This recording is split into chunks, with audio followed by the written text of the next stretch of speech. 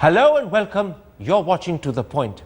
With just over 48 hours to President Obama's arrival, we ask, will his second visit yield high-profile results, or is the symbolism and message the actual substance? That's the discussion in part 2.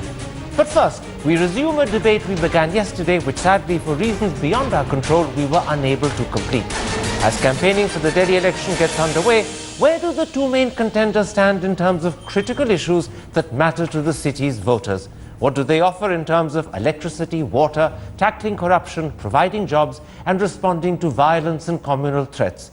How do they compare with each other, and what do they have to say about each other's positions? In part 1, we continue a BJP versus Aam Aadmi Party debate on these critical issues. Yesterday we covered electricity. Tonight we intend to go a lot further.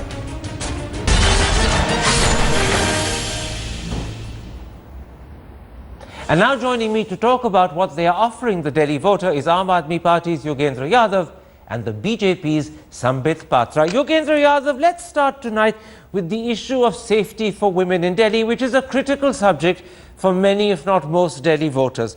Now, in an article he wrote for the Indian Express on the 2nd of this month, Arvind Kejriwal said, "My party has come up with a detailed plan to make Delhi safer." And in that article, he talks about installing CCTV cameras, security guards on all buses, and a security button on each mobile phone. But is that sufficient? Karan, just allow me to say one word on electricity that we discussed yesterday. If you remember, yesterday Sambit Patra had said his party is actually committed to 30% reduction and gave a long explanation that only you could have understood. This morning I opened the newspapers and realized that BJP is promising 50%. So clearly something changed overnight. This actually goes on to tell you how casual the BJP is in its approach. Okay. Now, having made that point, let me come to your question of security. You mentioned 2 points. I think we have mentioned 2 other points. The other point is about metro feeder connectivity, because every research on women's security in Delhi shows that last mile connectivity is the real issue. So we have done that. And the 4th point in our menu is street light. Street lights are crucial. They are research done by Saheli, research done by various women's groups, which shows that that dark spots at lonely points are the real issue. Okay. So so we have 4 points there. There is street lighting, there is CCTV camera, feeder services, and marshals on DTC buses. These are 4 highlights of a more detailed program. Now, Sambit Patra, Kiran Bedi has said in her interview to Times of India on the 17th that women's safety is her #1 top priority. But when she was asked how she would implement this, she came up with a sort of glib answer talking about what she called her 6P formula: people, politicians, police, prosecution, prison and press. And people turn around and say, that may sound smart, but it's not really convincing. How do you respond to that answer? No, I would say what Kiranji meant to say was, well, yes, politicians should have the right intention, the police and the agencies which should take this intention and should work on the ground. But we have a detailed report as far as women's safety is concerned by the name of Women's Security Walk Free, Head Held High. And the points that we are looking into, we had declared in 2013 as well. 1,000 dark spots to be lit and to be protected. Secondly, we 25,000 strong women's protection force. And let me over here also inform to you, Karan, that previously we had promised that we would increase the workforce of women in Delhi police, which we have already done. 1,200 women police officers have been inducted into Delhi police. Okay. They are under training. They are under training for 8 months. 2 months have lapsed. After a few months, they would be on the streets. Third point, and the most important, which I feel, is filling of the FIRs to be online or through email. One of the biggest, I would say, hindrances as far as women's security is concerned is non-filing of FIRs. And you would be glad to know, Karan, that this process has already been smoothened. Every police station in Delhi now has a desk specially meant to file FIR against women cases. And that is the reason as to why you will see that FIRs are being filed without without any impediment. The fourth point is Pragati, the special fund that would be allocated to the head of women security. Most importantly, the beat cop system. Okay. Almost to a crowd of about 1,000 women, there would be a beat cop system which would be incorporated area-wise. A huge number of workforce would be inculcated over here so that every woman feels safe. Now, Yogendra Yadav, Kiran Bedi also talks about what she calls an army of self-defense citizen police. She's talking of a total of 50,000 such citizen police, each of whom will be paid 200 rupees a day, and they will wear, for some reason that I don't understand, yellow T-shirts. But do you fear that this army of citizen police could very easily become a vigilante force that metes out some form of mob justice? Karan, I wouldn't begin by suspecting that. I do agree that citizens have to be involved, and some degree of citizen involvement in policing of the city is not a bad idea. I think Samit mentioned several points related to police, FIR and so on. Let me just clarify. The reason I do not mention any of those things, I think Samit may have forgotten, that actually none of these areas are covered by Delhi state. These are not under the powers of Delhi state. So obviously we would not, we cannot mention it. I don't know how BJP can mention that in its state manifesto. I'm glad we agree on the electricity bit, and I would want BJP to consider carefully the question about CCTV camera and the question about feeder service. Last mile connectivity is a real issue. I would want Samit and his party to think seriously about it. Samit, I want to pursue with you the question I put to Yogendra, which he wasn't so concerned about, but many people are actually very worried about it. A civil defense army of citizen police could easily tip over into a vigilante force, particularly when you are aware of the fact that in Delhi you have such phenomena as road rage. You could multiply it with this army of vigilantes. Are you aware of that concern, and do you have a way of responding to it? Surely we are aware of this. I mean, we are aware that things which we manufacture may go out of hands also, and that's the reason as to why we have a detailed plan of checks and balances. But since time is short and I could not read out the whole document, you would see as to how. I mean, like you were talking about the civil defense body.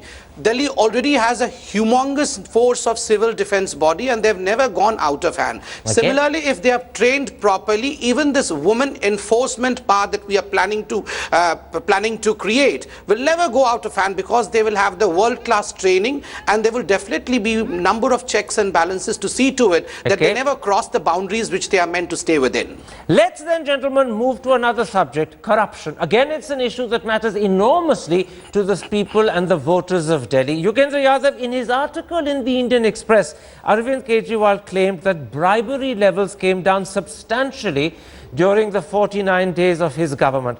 What steps do you have in mind if you get a second chance to form the government in Delhi to specifically tackle the levels of bribery that still exist?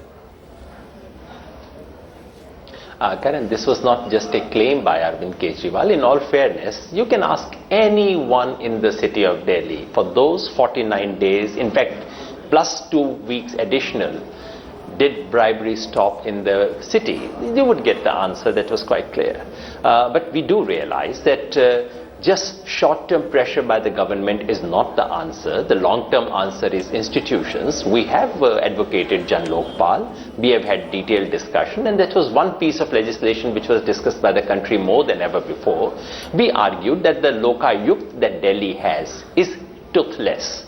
The Lokayukt does not have the power to prosecute on its own. The Lokayukt does not have the power to ensure that any of their recommendations are followed upon, and therefore we had said that we would scrap the existing Lokayukt Act. We would come up with a Lokpal bill, which is much stronger, where there is credible, independent investigation which is carried to the end. That alone, of course, is not enough. In governance, you need transparency, because punishment, Lokayukt and Lokpal come in only after corruption has taken place. Before that, you have transparency, provisions of information being shared, and of course, let me point out, there's also a question of political will of a party which is committed to a honest way of living.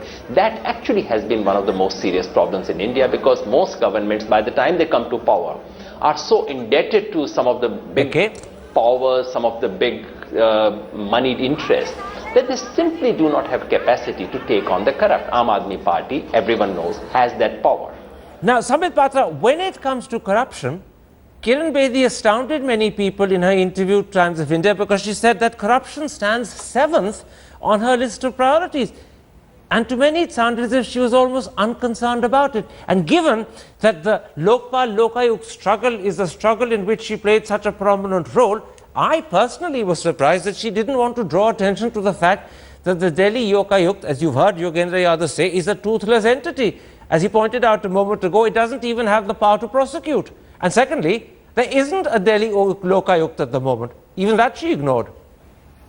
No, Karan, if you remember, the very next day, there was an interview of Kiranji in Indian Express, and where she was asked the same question that you're asking me as to why her priority about corruption was on 7th, to which she replied that all the priorities were on a similar platform. There's nothing like, things have to proceed. After completing women's security, one has to proceed towards corruption. They all have to move simultaneously on a singular platform. So let's not go into rhetoric, let's come into substance. It's her rhetoric, by the way, not mine.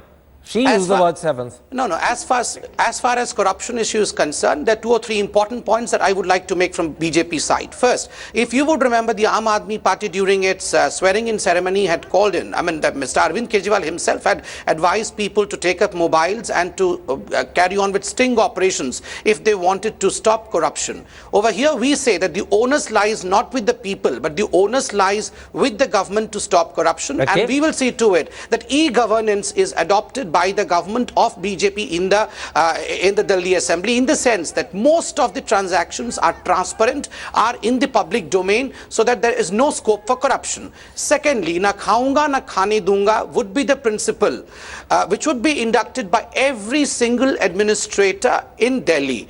There would be zero tolerance for corruption right from the Chief Minister to the lowest level, and we will surely abide by it. As far as Lokayukta is concerned, at length, Kiranji has only day before yesterday spoken about Lokayukta as how she is going to embolden the Lokayukta in Delhi.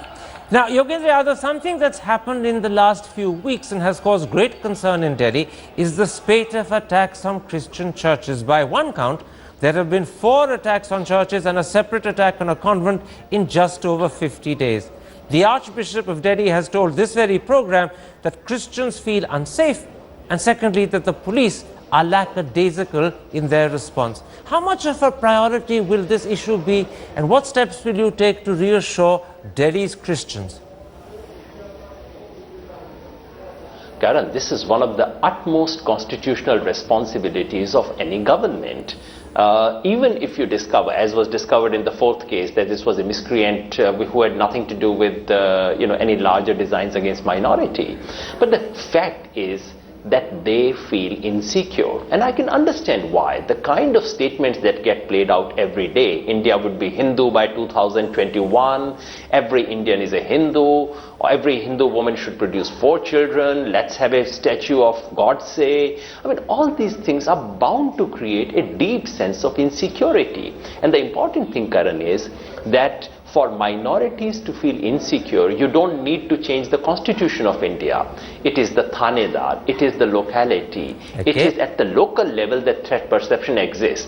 And that is where you need a determined government who says zero tolerance on this question. And I'm afraid on this, the BJP's record so far has been anything but zero tolerance. There's been tolerance for enormous bit of nonsense that has gone on. Now, Samit Patra, the Archbishop of Delhi was particularly critical of the fact that not a single member of the BJP-led government had condemned the attack on churches. Secondly, he denounced the fact that the RSS Sangh Chalak had accused Christians of indulging and carrying out mass conversions, which in fact, if I recall the Sangh Chalak's language correctly, he even referred to as a loot. Clearly, in the Archbishop's eyes, the BJP is losing credibility. What steps do you propose to take to address that? First, I believe the Archbishop would be wrong to say that no one from Bharatiya Janata Party condemned it. As far as I remember, every single person from Delhi politics condemned it, including myself. BJP-led government, I said. Okay, and as far as the whole issue is concerned, let me also point your notice towards the Election Commission notice that was issued to the Aam Aadmi Party chief, Mr. Arvind Kejriwal, about 3 days ago. And on this count, the Election Commission has said that Aam Aadmi Party should stop spreading canards that Bharatiya Janata Party is trying to destabilize the secular fabric of Delhi. But they said, in fact, as to what proof does the Aam Aadmi Party chief has to say that churches were in any way attacked by Bharatiya Janata Party members or anyone who sympathizes with Bharatiya Janata Party Bharatiya Janata Party. This is not me who is saying this. This is the Election Commission which has asked Arvind Kejriwal. Mr. Patra, you've answered the BJP and you're right to make it polemical and political, but actually the question was on behalf of the Archbishop of Delhi. He is concerned that in fact your BJP-led government has not condemned the attacks. He's concerned about the RSS denouncing Christians for carrying out mass conversions and calling it loot. How do you assure the Archbishop that he has no fear? No, I would say that the Archbishop should in fact keep himself abreast with the latest developments, in the sense that the report which has been submitted by the Delhi police shows that it was an act. The act of desecration was an act by a lone wolf. Okay. It had no involvement of any organization. So only if the Archbishop keeps himself abreast with whatever is happening, then definitely he will stop condemning the Bharatiya Janata Party or any organization attached with it. I'll just, for clarity's sake, say that he didn't accuse the Bharatiya Janata Party of actually being involved in those attacks. He was concerned about the Bharatiya Janata Party government being silent about them. But let's move on. Let's come, gentlemen, to the question of job creation. Jobs, after all, is what everyone wants. Now, on job creation, on the 15th of November, Yogendra Yadav, at his first Delhi dialogue, Arvind promised 800,000 jobs. However, beyond saying that he's going to fill some 50,000 vacancies for doctors, teachers and nurses, he doesn't seem to have given a clear idea of how he's going to create the other 750,000 jobs. So will you fill in for me? How will you create these 800,000 jobs? Karan, no government in Delhi can offer 8 lakh government jobs. This is simply out of question. All that we had, we can at the most, as you said, fill about 50,000 government jobs, and that too not only for purposes of giving jobs, but because in Delhi, vacancies for teachers, so where doctors, do the other nurses are huge, they need to be filled in. Other 750,000 we had clearly mentioned was from skill enhancement programs. The jobs do come from private sector. Delhi has a very peculiar problem which has come from various surveys. Delhi has simultaneously the problem of jobs for which there are no competent people available and people who do not have skills to get those jobs. So the answer, as has come from National Employment Studies and Surveys, is that Delhi peculiarly is a city where skill enhancement can do wonders because jobs are lying there. They are going begging. Industry, as you must have known, Karan, meet any industrialist and he says, I don't get employable people.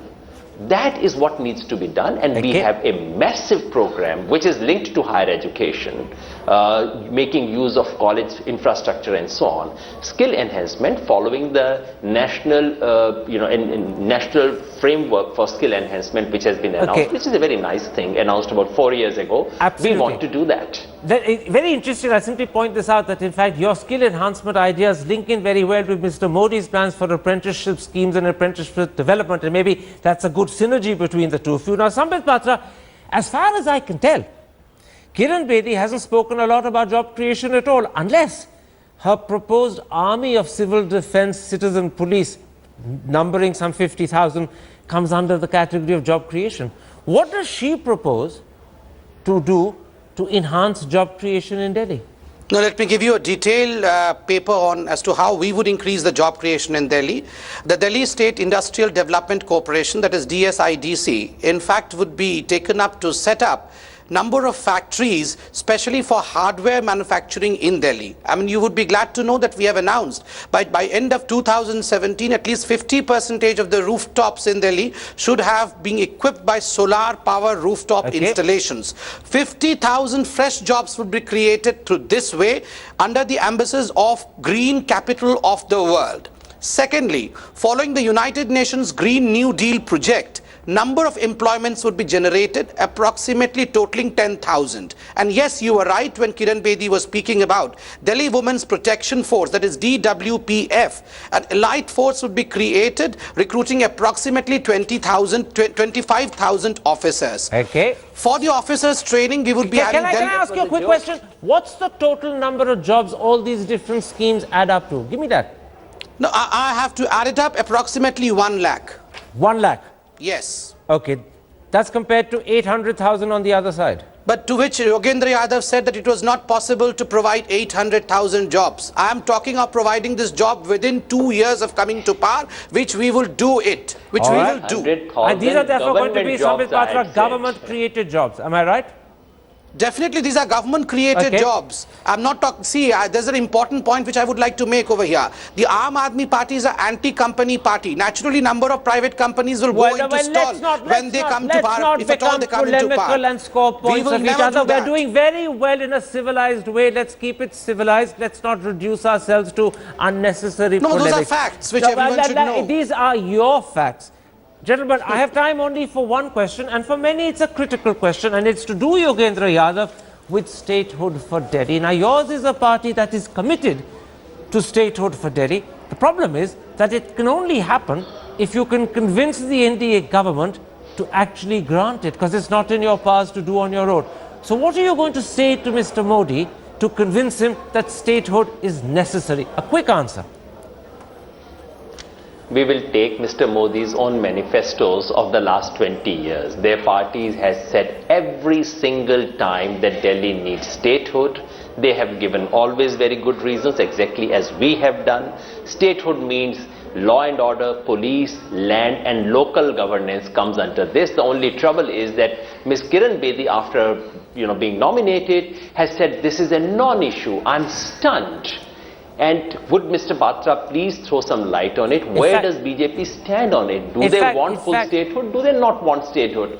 Also, if you would permit, all these wonderful reports that Mr. Patra keeps referring to, would he please share it with the public of Delhi? He told me that there was a vision document of which he was going to send me a copy. He told me an hour ago. I searched their website, I searched their Delhi website. None such thing exists. Okay. And if you were to send me a copy, would you also please send a copy to Kiran Bedi ji? She also needs to know this. And while you're at it, please send me one as well. I would like a little bit of it myself. But just a moment. I want to come back to Samit Patra. I want to come back to statehood for Delhi. As Yogendra Yadav pointed out, there's no doubt that for 20 years, the BJP in its manifestos has been calling for full statehood in Delhi. You did so most recently in December 2013. But today, in an interview she gave the Economic Times, when she was asked about statehood for Delhi, Kiran Bedi said, and I'm quoting her, "We don't need that."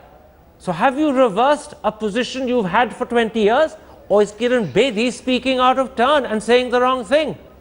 Neither she is speaking out of turn, nor have we reversed our stand. We still stand by the stand that, well, yes, Delhi needs a statehood, and it is Bharatiya Janata Party. She says we don't need that. What does she mean? I believe the whole thing has to be seen in a context in which she has said it. But I tell we have... Hang on a second, the context is the question. Do you want statehood in Delhi? To which the answer was, we don't need that. The context makes it worse. Because it's a specific question she answered to the Economic Times. The specific answer is Bharatiya Janata Party stands by complete statehood of Delhi, because we were the ones who in fact had given birth to this view. When the Aam Aadmi Party was also not born, way back in 1993 and even before that, we were the ones who had floated this idea. No doubt gave birth to the idea, but Kiran Bedi is aborting it. She says we don't need it. She has not aborted any idea. The only issue is in what context what was answered has to be seen. But I'm telling you the context. The context is a specific question. Where do you stand on statehood for Delhi? To which her answer is we don't need it. No, the answer must have been And she said exactly the same 2 days ago in another interview to Hindustan Times. You're very good at telling us what Kiran Bedi meant. Surely Mrs. Bedi should learn lessons from you and learn to say what she means rather than need an interpreter. Not at all. Kiran Bedi need not learn lessons from any...